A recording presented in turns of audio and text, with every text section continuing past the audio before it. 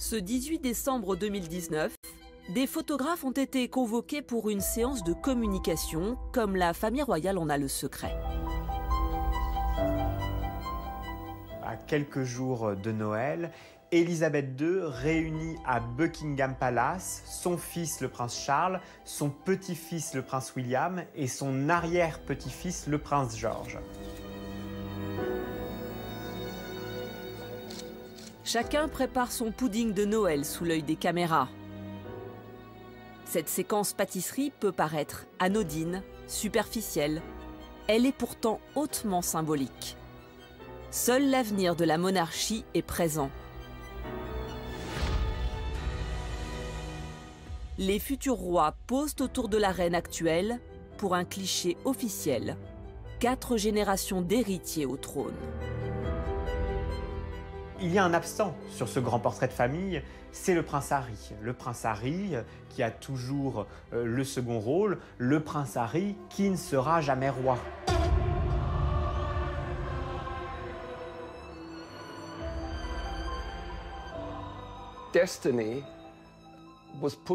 Le destin les a poussés vers 2 rôles distincts. L'héritier du trône pour William et ce qu'on appelle en Angleterre la pièce de rechange pour Harry, le numéro 2. Le système qui régit la monarchie britannique est très cruel. Ce n'est pas une question de talent, c'est une question de hasard.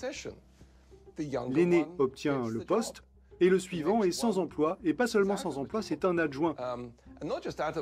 Il est censé patienter stoïquement, rester disponible au cas où il y aurait un travail à faire.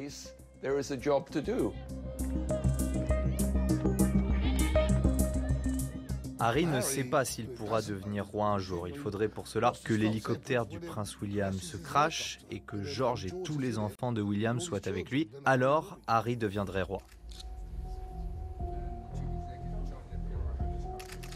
La situation de Harry est impossible. S'il était 30e, 40e dans l'ordre de succession, il peut rentrer dans le privé.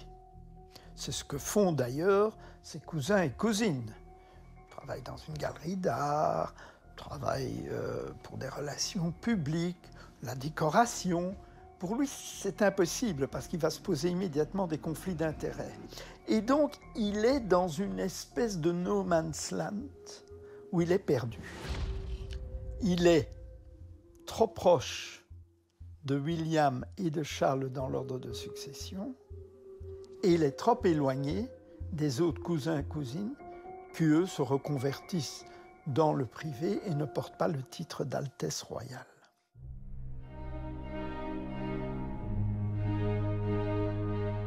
Diana était très préoccupée par cette question de place. Elle a confié à Ingrid Seward combien ses 2 fils étaient déjà très conscients de leur destin respectif. Je me souviens très bien des mots qu'elle a prononcés. Elle a dit « Harry s'en sortira, il est le rebelle, il est exactement comme moi. William, lui, est plus sérieux et plus sensible. »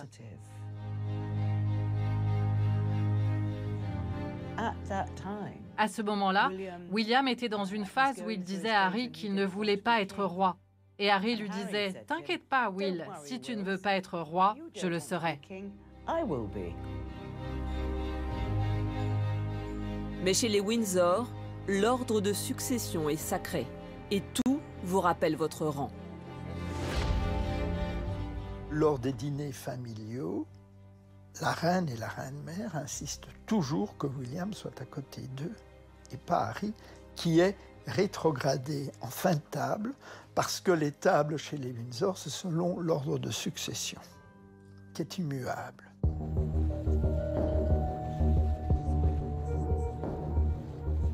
En 2014, lorsque Kate, William et Harry rendent hommage aux plus de 800 000 morts de l'Empire britannique, représentés par autant de coquelicots en céramique, Harry ne marche pas à côté de son frère. Le protocole de la famille royale est très strict et Harry va le comprendre rapidement. Et il va voir qu'il n'est pas logé à la même enseigne que son frère et que par exemple dans n'importe quel événement officiel, il arrive toujours après son frère. Plus il doit toujours marcher, plusieurs pas derrière son frère.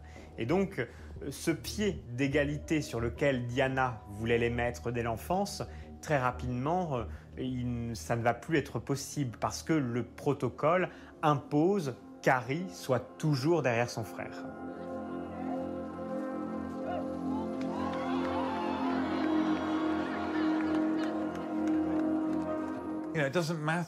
Ça n'a pas d'importance si Harry court plus vite qu'Usain Bolt. Il n'est pas le futur roi.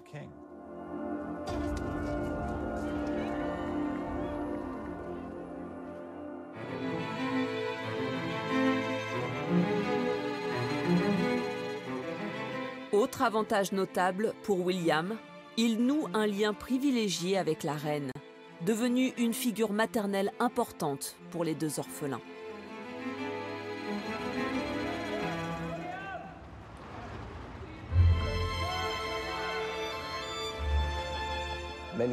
De nombreux dimanches dans le mois, William, quand il était au collège, était invité à descendre dans la rue principale d'Eton, à traverser le pont pour monter au château de Windsor, où il déjeunait avec sa grand-mère et son grand-père. Et après le déjeuner, le prince Philippe quittait discrètement la pièce et il laissait la reine et son petit-fils parler ensemble. On nous a raconté que ce n'était pas une conversation entre une grand-mère et son petit-fils, mais une discussion entre une monarque et le futur monarque. Elle lui enseigne l'art de ne rien dire, de ne pas intervenir dans la vie politique, à l'inverse du prince Charles. Elle lui enseigne la nécessité de se tenir au-dessus de la mêlée partisane, la nécessité, comme elle, de ne pas être éclaboussée par le moindre scandale, d'avoir une vie privée, rangée, et d'être attachée comme elle aux piliers de son règne, que sont l'Église anglicane, l'aristocratie et l'armée.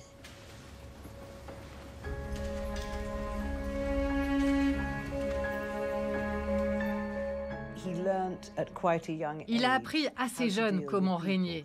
D'ailleurs, vous savez, Diana avait l'habitude de l'appeler mon petit vieux monsieur. William, quand il était petit à Highgrove, il allait déjà remercier le personnel des cuisines, les gens qui s'occupaient du jardin. Et il écrivait des petites lettres pour dire merci d'être si gentil et de nous préparer un charmant déjeuner de Noël. William apprend le métier de roi et à ce titre, il a droit à tout un tas d'avantages. Depuis 60 ans, le prince Charles rend visite à des écoles situées dans le duché de Cornouailles, car il est le propriétaire des terres de ce duché.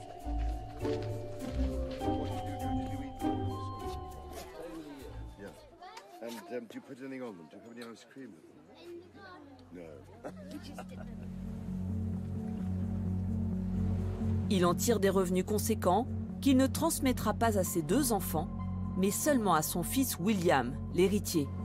Ce bien fait partie de l'héritage réservé au futur roi. Oh, vous recevez beaucoup d'argent si vous êtes roi. Le fait est que quand William deviendra prince de Galles, duc de Cornouailles, il obtiendra les revenus du duché de Cornouailles qui revient à part entière à l'héritier du trône et qui s'élève à environ 30 millions de dollars ou 30 millions d'euros par an. Ce duché de Cornouailles, c'est une mine d'or. Et ce n'est pas tout. Quand il sera roi, William recevra encore plus de cadeaux en nature. Il va hériter des 7 résidences, dont Balmoral et Sandringham. Il va hériter d'un joli portefeuille d'actions et d'obligations britanniques, d'une écurie de pur sang, d'une superbe collection de voitures anciennes, et les Windsor ont à titre privé une belle collection d'impressionnistes. Une fois William couronné roi, sa femme Kate deviendra reine consort et William prendra les rênes du Commonwealth. Ses initiales seront partout sur les boîtes aux lettres, les billets de banque, le mobilier urbain ou encore sur les costumes des hallebardiers. Pour Harry, en revanche, absolument rien ne changera. Et cette inégalité va bien plus loin. Aux yeux des médias, les deux princes ne sont pas logés à la même enseigne selon les codes d'un pacte secret.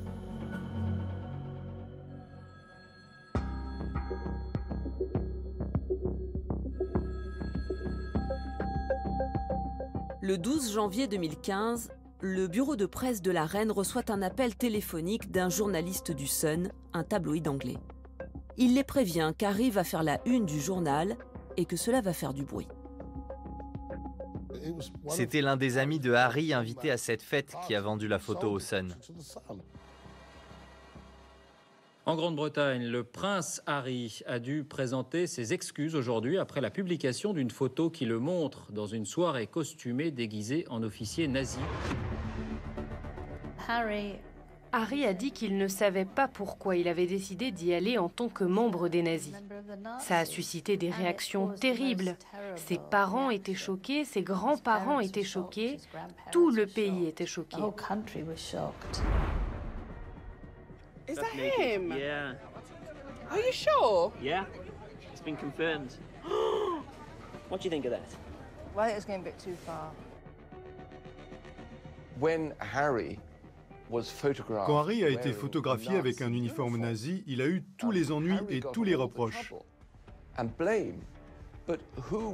Mais qui est allé avec Harry au magasin pour louer le costume?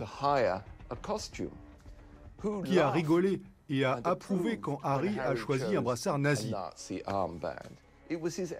son frère aîné, qui l'a accompagné à la fête joyeusement. C'était William. Mais les reportages de l'époque n'ont jamais couvert cet aspect. Tout était de la faute du stupide et jeune Harry. Harry est vraiment le vilain petit canard durant toute son adolescence dans la presse. Les tabloïds s'acharnent sur le prince Harry. C'est Harry qui boit, Harry qui fume, Harry qui fait trop la fête, Harry qui se drogue. Vraiment, c'est tous les jours un feuilleton des frasques du prince Harry. On a vraiment le mouton noir et l'enfant de cœur. Pourtant, le schéma n'est pas aussi manichéen que ça.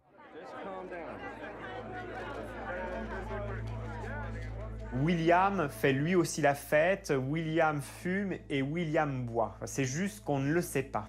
Parce qu'il y a une sorte de contrat passé par Buckingham Palace où on épargne plus l'héritier au trône. Quand le prince William est parti à l'université, il était effectivement protégé par cette interdiction. En tant que journaliste, nous n'étions pas autorisés à aller là où le prince William se trouvait, même dans la ville où le prince William étudiait. C'est ce que disait l'accord. C'était pas une loi, mais c'était tout comme. Si vous étiez le premier journal à briser cet accord tacite, tout le monde aurait dit que ce n'était pas bien. Donc c'était vraiment strict.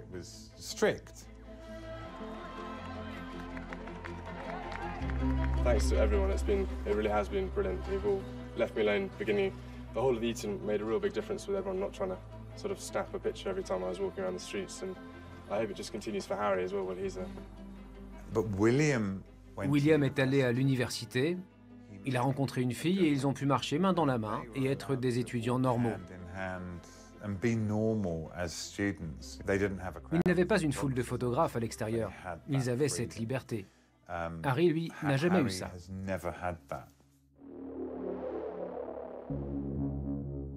Bonjour, mon nom est Gavin Burrows. J'ai été détective privé pendant 28 ans et ces dernières années, j'ai bossé pour la presse britannique. Gavin Burrows a été embauché par un tabloïd pendant 7 ans pour traquer Harry et ses petites amies. À l'époque, la presse anglaise ne recule devant aucun moyen pour obtenir des informations confidentielles. Dans les années 2000, je pouvais vous obtenir des factures de téléphone, des factures fiscales, des dossiers médicaux. Je pouvais écouter vos messages vocaux. On commençait à faire appel à des hackers qui pouvaient obtenir tout ce que vous vouliez.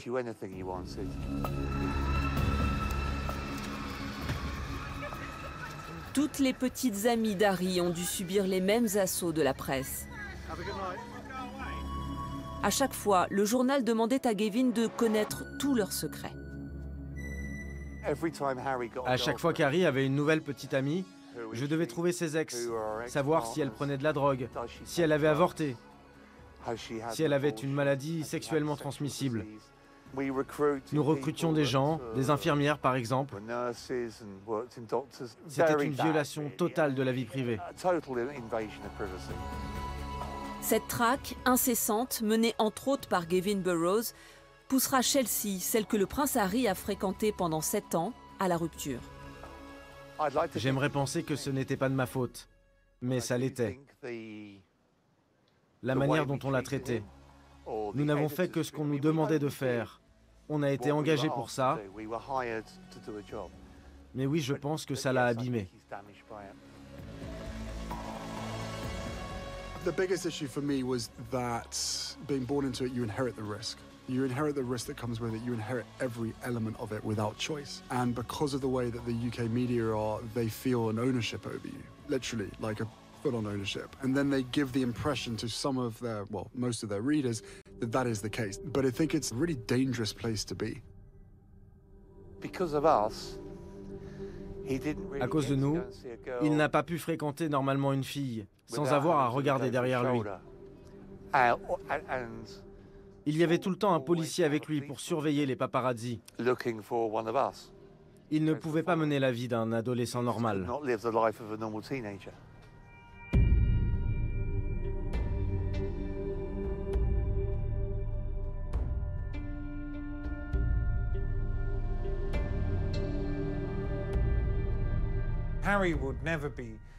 Harry n'était pas jaloux de William. En tant que personne, en tant que frère, il l'aime. Mais comment ne pas se sentir inférieur, mal compris?